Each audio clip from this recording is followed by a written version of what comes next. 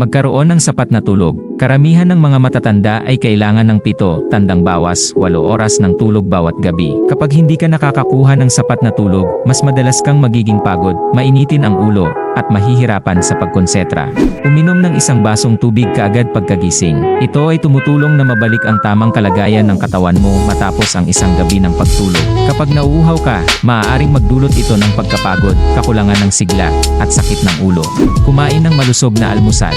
Ang nutritious na almusal ay nagbibigay ng enerhiya para sa simula ng iyong araw at tumutulong sa iyong mag-focus. Isang magandang almusal ay naglalaman ng protina, mga komplikadong carbohydrates, at malusog na taba.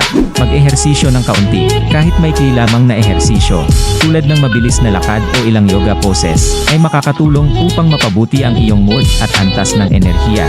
Ang ehersisyo rin ay tumutulong upang mabawasan ang stress at mapabuti ang iyong pangkalahatang kalusugan.